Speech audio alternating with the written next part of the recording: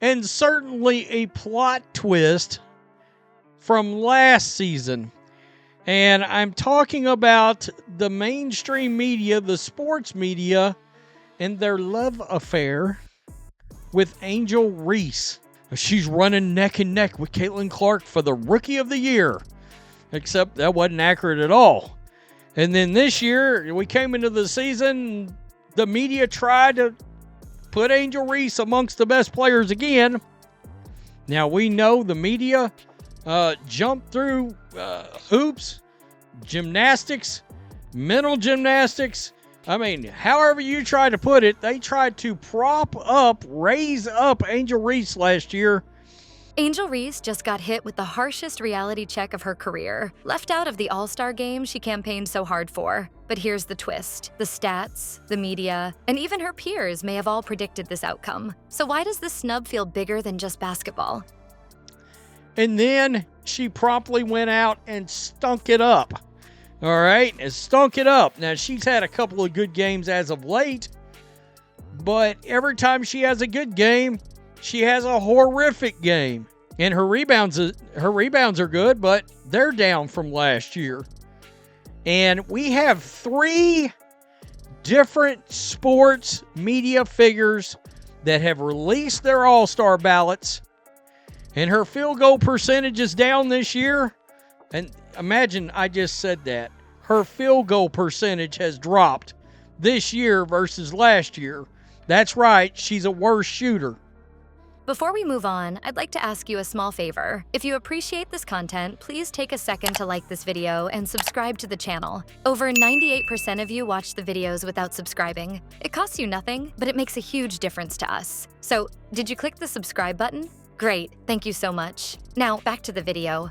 Angel Reese came into the WNBA like a storm ready to break, backed by a tidal wave of college success, media hype, and fan anticipation. Angel was 13th in the All-Star voting. Well, everything I've been told, she should have been at least second. And Angel Reese is nowhere to be seen. She's not involved. And we saw from the popularity voting, remember, it wasn't just Caitlin Clark, it was me too. Not only was she not second, she was basically 3 times the amount of votes behind Caitlin Clark. She wasn't just touted as a rising star. She was painted as the future face of the league. Major outlets like ESPN and Sports Illustrated ran features on her. Social media buzzed during her draft night, with fans already calling her an all-star before she stepped on a professional court. She shot 50% on the 24th when Chicago played. 17 rebounds, 18 points.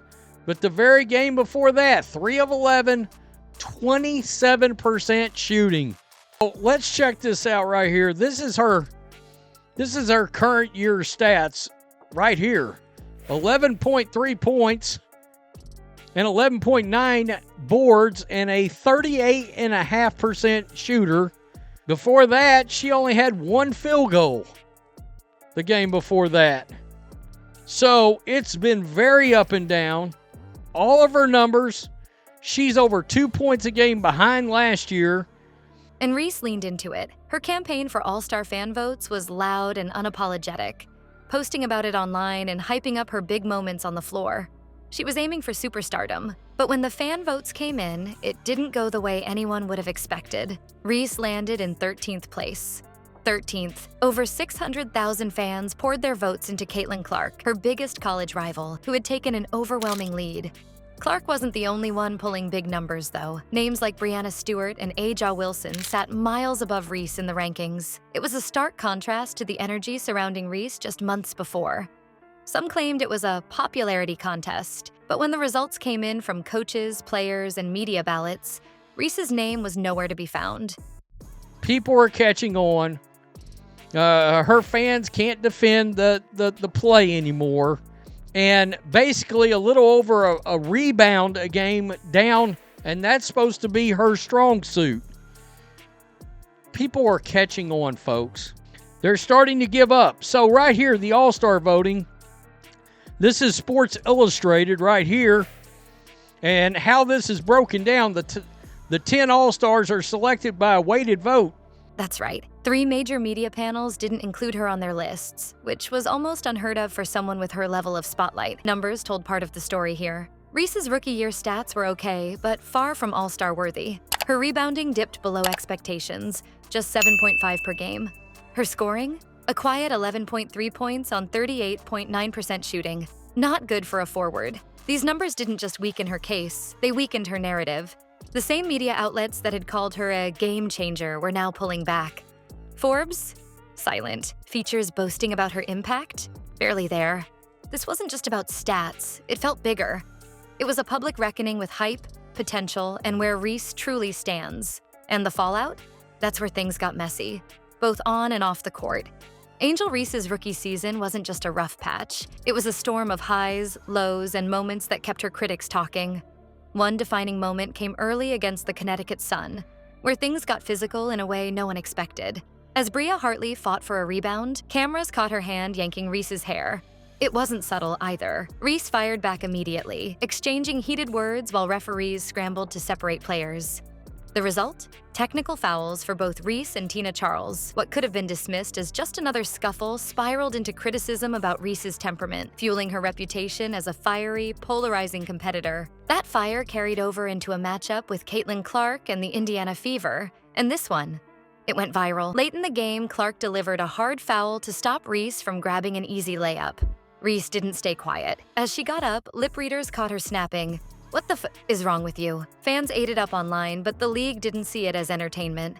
The foul was upgraded to a flagrant one, and the incident became another chapter in the growing rivalry between Reese and Clark. Off the court, this rivalry wasn't cooling down. Reese's mom, Angel Webb Reese, stirred another controversy when she posted on social media, calling out Clark's fan base. Her post accused them of caring more about attendance stats than game results. That comment didn't land well.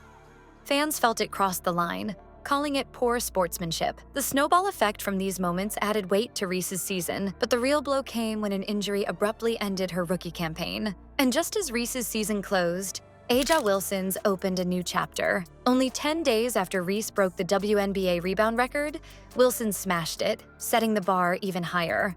It was another reminder Reese was losing not just games, but also ground in the bigger narrative. Media buzz? Fading, fan support, barely hanging on. What started as a rise to stardom now felt like a fight just to stay in the conversation. Angel Reese's all-star snub and rocky rookie season aren't just a reflection of missed potential.